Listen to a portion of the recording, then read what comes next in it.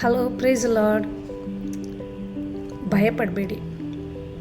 ದೇವಾದಿದೇವನು ಕರ್ತಾದಿ ಸರ್ವಲೋಕದ ಹೊಡೆಯನು ನಿನ್ನಲ್ಲಿ ನಿವಾಸ ಮಾಡ್ತಾ ಇದ್ದಾನೆ.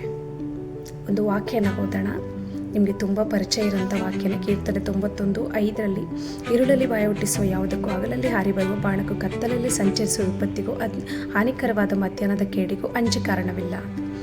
ಇಲ್ಲಿ ದೇವರು ವಾಕ್ಯ ಹೇಳ್ಬೋದಾಗಿತ್ತು, ಏನು, ನೀನು ಯಾವ ವಿಷಯವಾಗಿಯೂ ಭಯಪಡುವ ಅವಶ್ಯಕತೆ ಇಲ್ಲ, ಅಂಜೋ ಕಾರಣ ಇಲ್ಲ ಅಂತೇಳಿ ಬರಿಬೋದಾಗಿತ್ತು. ಬಟ್ ಇಲ್ಲಿ ಸ್ಪೆಸಿಫಿಕ್ ಆಗಿ ಮೆನ್ಷನ್ ಮಾಡಿದ್ದಾರೆ ಏನು ಅಂದರೆ ഇരുಳಲ್ಲಿ ಭಯ ಹುಟ್ಟಿಸುವಂಥ ಸಂಗತಿಗಳು ನಡೀತದೆ, ಹಗಲಲ್ಲಿ ಬಾಣಗಳು ಹಾರಿ ಬರ್ತದೆ, ಕತ್ತಲೆಯಲ್ಲಿ ವಿಪತ್ತುಗಳು ಸಂಚರಿಸ್ತದೆ, ಮಧ್ಯಾಹ್ನದ ಸಮಯದಲ್ಲಿ ಕೇಡುಗಳು ಸಂಭವಿಸ್ತದೆ. ಆದರೆ but you should not fear. ಯಾಕೆಂದರೆ ನೀನು ಅಂಜ ಕಾರಣವಿಲ್ಲ. ವೈ? ಯಾಕೆ? ಅದೇ ಅಧ್ಯಾಯ 10ನೇ ವಾಕ್ಯದಲ್ಲಿ, ಯಾವ ಕೇಡು ನಿನಗೆ ಸಂಭವಿಸುವುದಿಲ್ಲ, ಉಪದ್ರವವು ನಿನ್ನ ಗುಡಾರದ ಸಮೀಪಕ್ಕೂ ಬರುವುದಿಲ್ಲ. ಯಾವ ಕೇಡು ನಿನಗೆ ಸಂಭವಿಸುವುದಿಲ್ಲ, ಉಪದ್ರವವು ನಿನ್ನ ಮನೆಯ ಹತ್ತಿರ, ನಿನ್ನ ಗುಡಾರದ ಹತ್ತಿರ, ನಿನ್ನ ಹತ್ತಿರ ಸಹ ಬರುವುದಿಲ್ಲ.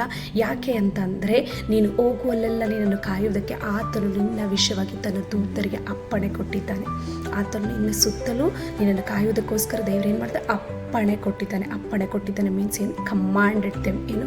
ಏಂಜಲ್ಸ್ಗಳಿಗೆ ಕಮಾಂಡ್ ಮಾಡಿದ್ದಾರೆ, go and protect my daughter, go and protect my son ಅಂತೇಳಿ ಏಂಜಲ್ಸ್ಗೆ ನಿನ್ನ ದೇವರು ಅಪ್ಪಣೆ ಕೊಟ್ಟಿದ್ದಾರೆ. ಫಾರ್ ಎಕ್ಸಾಂಪಲ್, ಈಗ ನೀನು ಒಂದು 5 ಅಡಿ ಉದ್ದ, ಒಂದು 50 kg ತೂಕ ಇದೆ ಅಂತ ಇಟ್ಕೊಳ್ಳಿ. ಓಕೆ, ನಿಮಗೆ ನಿನ್ನ ತಂದೆ ಒಂದು 150 kg ಉದ್ದ, ಒಂದು 150 kg ತೂಕ, ಒಂದು 10 ಅಡಿ ಉದ್ದ ಇರುವಂಥ 2 ಬಾಡಿ ಗಾರ್ಡ್ಸ್ಗಳನ್ನ ಕೊಟ್ಟಿದ್ರೆ ನಿಮ್ಗೆ ಎಲ್ಲಿ ಹೋದರೂ ಭಯಪಡ್ತೀಯಾ? ಇಲ್ಲ. ಯಾಕೆ ಅಂತಂದರೆ ಯಾವುದೇ ಒಂದು ವ್ಯಕ್ತಿಗಳಾಗಲಿ, ಏನೇ ಒಂದು ವಿಚಾರಗಳಾಗಲಿ ನಿನ್ನ ವಿರುದ್ಧವಾಗಿ ಫೈಟ್ ಮಾಡೋಕ್ಕೆ ಬರ್ತಾ ಇದೆ ಅಂದರೆ they have to fight with your bodyguards first. ಅಂದರೆ ಅವ್ರ ಹತ್ರ ನಿಮ್ಮ ಫೈಟ್ ಮಾಡಿ ಅವರನ್ನು ಜಯಿಸಬೇಕು.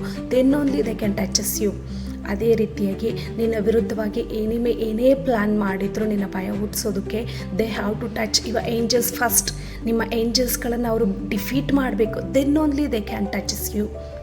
Okay, don't fear. ಯಾಕೆ ಅಂತಂದರೆ God is with you and is angels are surrounded you and protecting you. See it or not, whether you feel it or not, the angels are surrounded you and protecting you.